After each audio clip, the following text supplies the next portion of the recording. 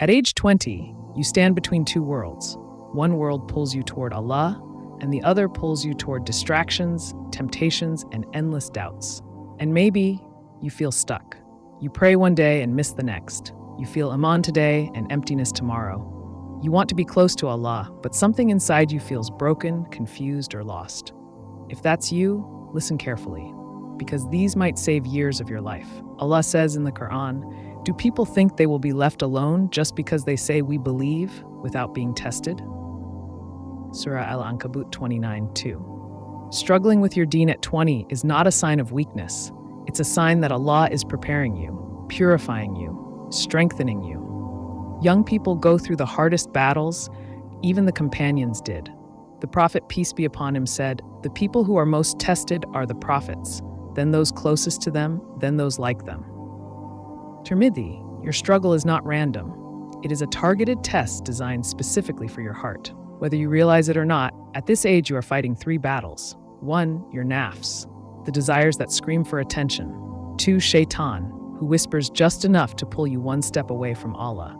3, the world, social media, comparison, drama, sins packaged as self-expression. Allah already warned you. Indeed, shaitan is your enemy, so treat him as an enemy. Surah 5, verse 6. So if you feel like something is constantly pulling you down, it's because something is. You are not imagining it. You don't feel spiritually strong because your soul is starving. You feed your body 3 times a day. But your heart, some of us don't feed it even once a month. The Quran reminds us, "Verily, in the remembrance of Allah do hearts find rest." Your heart is not hard. Your heart is hungry. And the food of the heart is Quran salah, dua dhikr, good company. You're not empty because you're bad. You're empty because you're disconnected. Today, the average young was drowning in distractions, endless scrolling, haram entertainment, comparing to influencers, escaping into fantasy, numbing emotions, avoiding reality. And then you wonder why your salah feels dry. Allah said, "And whoever turns away from my remembrance, for him is a life of hardship." Hardship here doesn't mean poverty.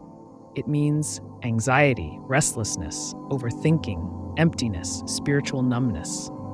This verse explains your whole problem. When you disconnect from Allah, you disconnect from yourself. You know that feeling after you sin, that uncomfortable heaviness, that voice inside saying, "You can do better"? That is not a sign of hypocrisy. It is a sign of faith. The Prophet, peace be upon, said, "Regret is repentance." If you feel guilt, it means your heart is still alive. It means Allah hasn't abandoned you. It means He wants you back. Shaitan tricks young people with one sentence. When you fix yourself, then start praying properly. No. Allah wants you now, broken, confused, struggling. The Prophet, peace be upon him, said, "Allah is more joyful with the repentance of His servant than a person who finds his camel after losing it in the desert." Bukhari and Muslim. Allah doesn't want your perfection. He wants your effort. Start with whatever you can. One sincere prayer, one ayah a day, one dua before sleeping, one moment of astaghfirullah. Small steps toward Allah create big transformations. Sometimes your struggle with Deen isn't because you're weak. It's because something in your life is killing your Iman. Maybe it's haram relationships, music that corrupts the heart, friends that pull you away from Allah, environments that normalize sin, influencers that glamorize haram, habitual sins that darken the heart. The Prophet, peace be upon him, said, "The heart becomes rusty like iron." They asked, "How is it cleaned?" He replied, "By remembering Allah and reciting the Quran." If something is rusting your heart, let it go. Cut one rope today. You'll breathe again. You will never grow spiritually if your circle is dragging you down. The Prophet, peace be upon him, said, "A person is upon the religion of his close friend." At 20, your friends shape your confidence, your habits, your Iman, your future, your destiny. Choose people who remind you of Allah, not people who make you forget Him. Never think your sins are too big. Never think change is impossible. Never think you're too far gone. The Quran promises, "Do not despair of the mercy of Allah. Indeed, Allah forgives all sins." And the Prophet, peace be upon him, said, Allah extends His hand during the night to accept the repentance of the one who sinned during the day. Every night, You have another chance. If you want to fix your relationship with Allah at 20, here are your immediate steps. 1. Pray, even if you feel nothing. Consistency brings Iman. Emotion comes later.